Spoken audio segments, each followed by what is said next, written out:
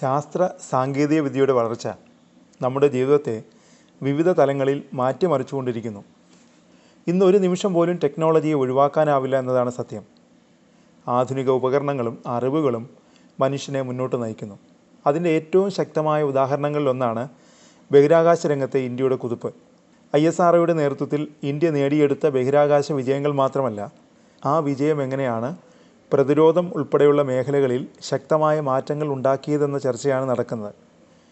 ബഹിരാകാശ ഗവേഷണ മേഖലയിലെ വിപ്ലവാത്മക മുന്നേറ്റങ്ങൾ ഇന്ത്യയെ പുതിയ ദിശയിലേക്കാണ് നയിക്കുന്നത്. സാങ്കേതിക വിദ്യയുടെ മുന്നേറ്റത്തിൻ്റെ ഉൽപ്പന്നമാണ് കൃത്രിമ ഉപകരണങ്ങൾ. അതിൻ്റെ കരുത്ത് പല മേഖലയിലും ഇന്ത്യയെ മുന്നോട്ട് നയിക്കുന്നുണ്ട്. കാലാവസ്ഥാ നിരീക്ഷണം മുതൽ കൃഷി, വനസംരക്ഷണം, ഭൂകമ്പ നിരീക്ഷണം, ഗതാഗത നിയന്ത്രണം, അതിർത്തി നിരീക്ഷണം, അന്താരാഷ്ട്ര സഹകരണം, ദുരന്ത നിവാരണ പ്രവർത്തനം തുടങ്ങി നിരവധി മേഖലകളിൽ ഇന്ത്യയുടെ ഉപഗ്രഹങ്ങൾ നിർണായക ഘടകമായി പ്രവർത്തിക്കുന്നു. എന്നാൽ ഈ രംഗങ്ങൾക്കൊപ്പം ഇന്ത്യക്ക് കൂടുതൽ കരുത്ത് നൽകേണ്ടത് പ്രതിരോധ മേഖലയിലാണ്. കഴിഞ്ഞ കുറച്ച് വർഷങ്ങളായി നിരവധി വെല്ലുവിളികൾ ഇന്ത്യ നേരിടുന്നുണ്ട്. ഇവയെ നേരിടാൻ ഇന്ത്യക്ക് സാങ്കേതിക മികവുള്ള പ്രതിരോധ സംവിധാനങ്ങൾ നിലവിലും ഭാവിയിലും അത്യാവശ്യമാണ്.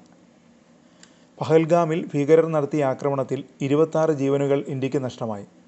പ്രതിരോധ രംഗത്ത് സാങ്കേതിക വിദ്യ ഉപയോഗിക്കേണ്ടത് അടിയന്തരമായ ആവശ്യമായി മാറിയിരിക്കുന്നു. ഇന്ത്യയുടെ അതിരുകൾ കരുത്തുറ്റതാക്കാൻ വേണ്ട നടപടികളുമായി ISRO അടക്കം ഇന്ത്യയുടെ പ്രധാന ശാസ്ത്ര സ്ഥാപനങ്ങൾ മുന്നോട്ട് വന്നിരിക്കുകയാണിപ്പോൾ.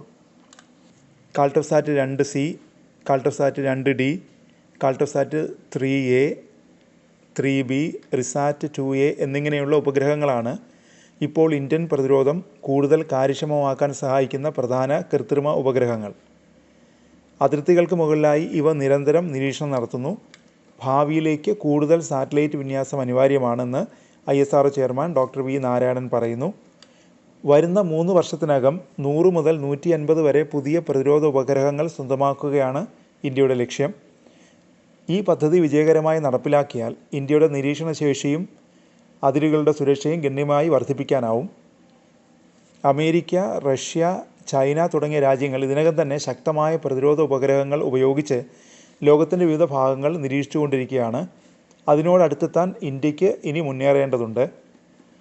ബഹിരാകാശ മേഖലയിൽ ചൈനയുടെ സാന്നിധ്യം ശക്തമാണ്. 600-ലധികം ഉപഗ്രഹങ്ങളാണ് ചൈന ഇപ്പോൾ ബഹിരാകാശത്ത് വിന്യസിച്ചിരിക്കുന്നത്. ഇവയിൽ ഭൂരിഭാഗവും ഭൂമിയുടെ അച്ചുതണ്ടിനോട് ചേർന്ന് വിവിധ മേഖലകളെ നിരീക്ഷിക്കാൻ വിന്യസിച്ചവയാണ്. ഈ സാറ്റലൈറ്റുകൾ മറ്റു രാജ്യങ്ങളുടെ രഹസ്യ വിവരങ്ങൾ ചോർത്തി നൽകുന്നവയാണ്. ചൈനയുടെ ഇത്തരം സാറ്റലൈറ്റ് സേവനങ്ങളുടെ ഉപയോഗം ഒഴിവാക്കണമെന്നാണ് അമേരിക്ക ആവശ്യപ്പെടുന്നത്. സമാന ലക്ഷ്യങ്ങളാണ് ഇന്ത്യക്കുമുള്ളത്. ഇന്ത്യയുടെ ഏറ്റവും പുതിയ നേട്ടങ്ങളിലൊന്നാണ് സാറ്റലൈറ്റ് ഡോക്കിംഗ് വിജയകരമായി പൂർത്തിയാക്കിയത്. ഈ നേട്ടം കൈവരിച്ച ലോകത്തിലെ 4ാമത്തെ രാജ്യമാണിപ്പോൾ ഇന്ത്യ. അമേരിക്ക, റഷ്യ, ചൈന എന്നീ രാജ്യങ്ങളാണ് മുന്നിലുള്ള 3 രാജ്യങ്ങൾ.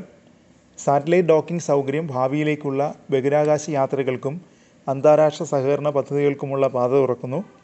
പ്രതിരോധം മാത്രമല്ല, കാലാവസ്ഥാ നിരീക്ഷണവും ദുരന്ത മുന്നറിയിപ്പുകളും ഇത് കൂടുതൽ കാര്യക്ഷമമാക്കാൻ സഹായിക്കും. ISROയുടെ അടുത്ത വൻ പദ്ധതികളിലൊന്ന് G20 രാജ്യങ്ങൾക്കായി പ്രത്യേക കാലാവസ്ഥാ നിരീക്ഷണ ഉപകരണം നിർമ്മിക്കുക എന്നതാണ്. കാലാവസ്ഥാ വ്യതിയാനങ്ങൾ നേരിടാൻ ഈ ഉപഗ്രഹം നിർണായകമാകും.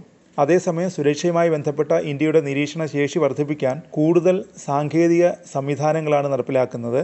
പാകിസ്ഥാൻ പോലുള്ള രാജ്യങ്ങളിൽ നിന്നുള്ള ഭീഷണികൾ ഇനി എങ്ങനെ പ്രതിരോധിക്കാമെന്നതിൻ്റെ ഉത്തരം ഇന്ത്യയുടെ കൃത്രിമ ഉപഗ്രഹങ്ങളിലുണ്ട്. എല്ലാ തിരിച്ചടികളും നേരിടാൻ ഇന്ത്യൻ പ്രതിരോധം ഇനി സാങ്കേതികമായി കൂടുതൽ ചടുലമാകാൻ ഒരുങ്ങുന്നു. നേരിട്ട ആക്രമണങ്ങളിൽ നിന്ന് പാഠം പഠിച്ച് വരാനിരിക്കുന്ന ഭീഷണികളെ മുൻകൂട്ടി നേരിടാൻ കൃത്രിമ ഉപഗ്രഹങ്ങൾ ഒരു ശക്തമായ ആയുധമാണ്. ISROയുടെ കരുത്തും കേന്ദ്ര സർക്കാരിൻ്റെ ഇച്ഛാശക്തിയും ചേർന്നാൽ ഇന്ത്യയുടെ പ്രതിരോധം ഇനി കൂടുതൽ ശക്തമാകും.